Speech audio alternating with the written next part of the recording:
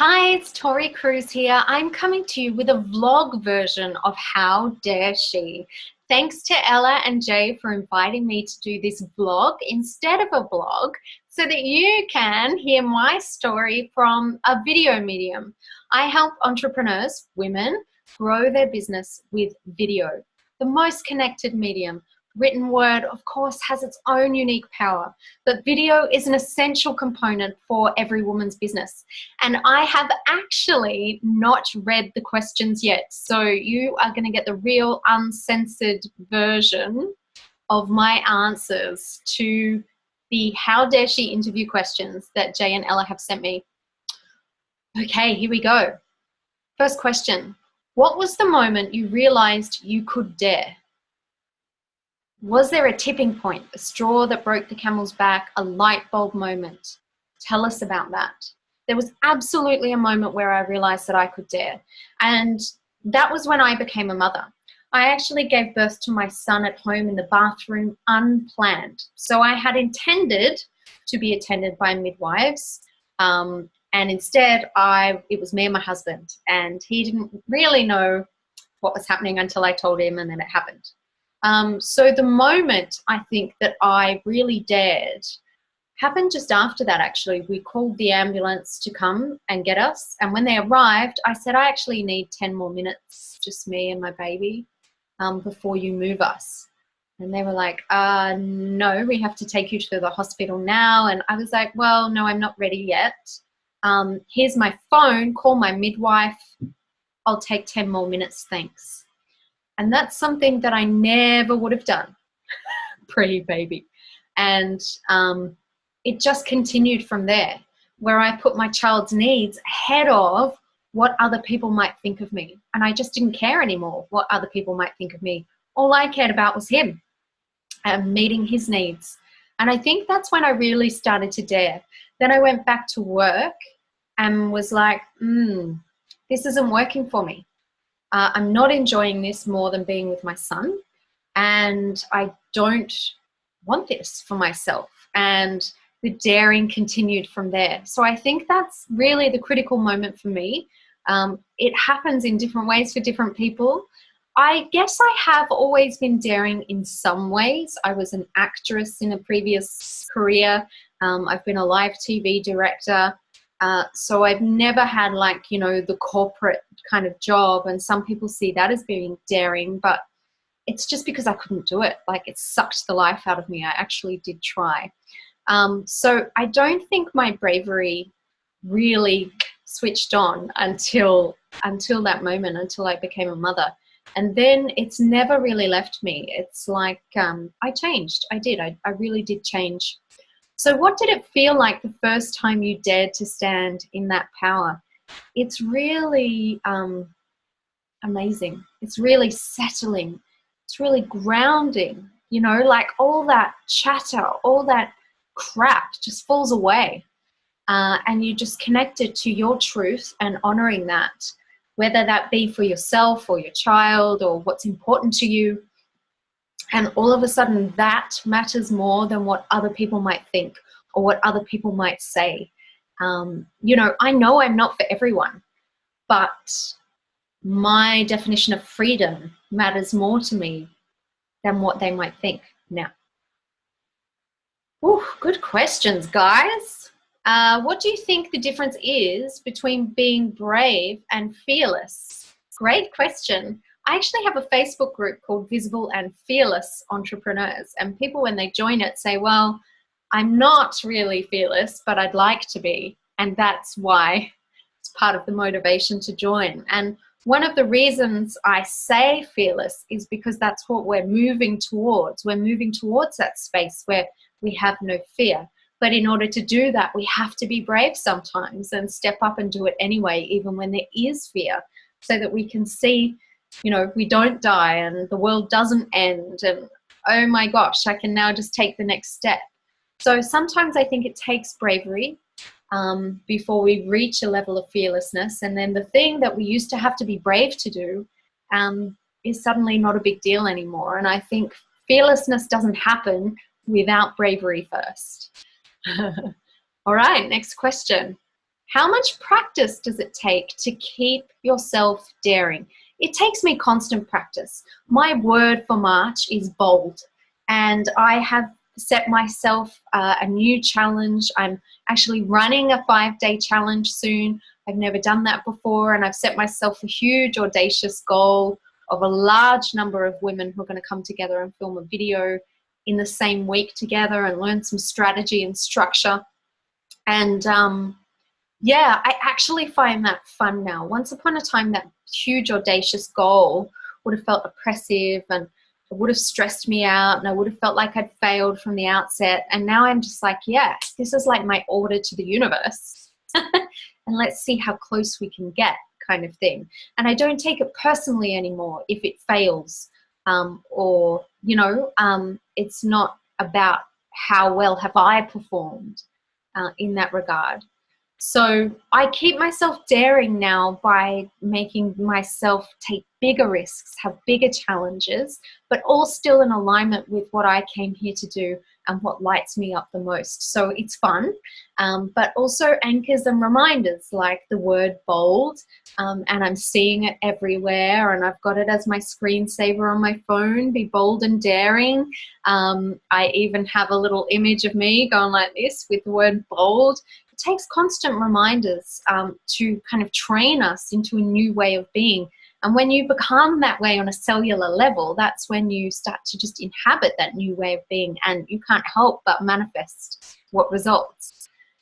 Now that you dare, do you dare others, and how? I absolutely do dare others. I dare other women to tap into their purpose-led, uninhibited expression and be rewarded for that, and expect to be rewarded for that with a successful business, with a growing message, and with actually making a huge impact on a global scale through using the internet. So, you know, video is a communication tool, and we need to have a really solid strategy in terms of how it's going to grow our business and actually help our prospective client with real tangible value, and to move them to a place where they're ready to actually get the outcomes they need by working with you.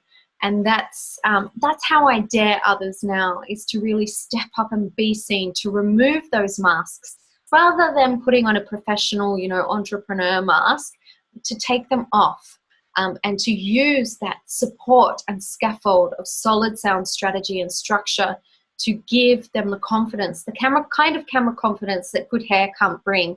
And that's just as well, because my hair always ends up looking like this no matter what I do with it. It just kind of goes a bit fluffy, a bit curly, a bit kind of Goldie Hawn. So, you know, I can't rely on good hair. Okay, so daring often takes courage, which means facing fear. Some call it dragon slaying. Do you have a personal dragon you slayed?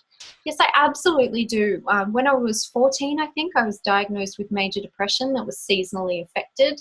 And every winter I used to just hit rock bottom, get completely exhausted, wiped out, feel like I was in a fog, not be able to really connect with other people, have no energy. And for about 10 years, I believed that was just my lot in life, and that I would have to manage it. And I just don't relate to it at all anymore. It's just not part of my experience at all. And I think slaying that dragon involved not more psychotherapy, to be honest, but things like kinesiology, somatic experiencing, really owning my soul's desires, leaving that soul-sucking day job, following my passions, being honest and open about it. I actually wrote a blog called A Joyful Life with Depression. And once I released that blog a couple of years ago, it was amazing how keeping that story actually really anchored it in me. And as soon as I'd kind of come out, in a way, it was a non-issue. The world didn't end, and that was that. I just moved on. So yeah, I think there's a lot to be said for depression being suppressed expression, because as soon as I expressed some things, I really did slay that dragon. Okay, juicy. Whose voice or voices do you hear in your head when you're about to push your boundaries? A, telling you to stop and go back, or B, telling you to go on.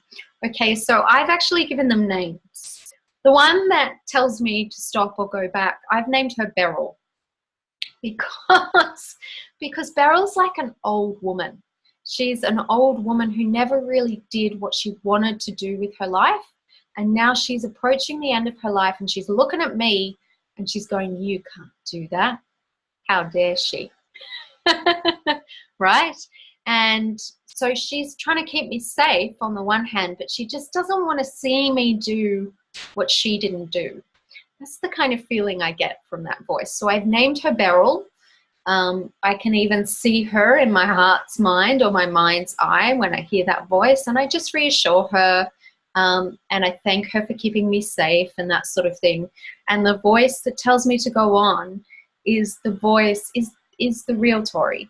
And this is something I learned from Jo Bendel as part of Wildly Successful Society. She also calls it the real Jo. And it's when you look inside yourself, or you sit in that space where you're really in yourself, your true self, and you're aligned.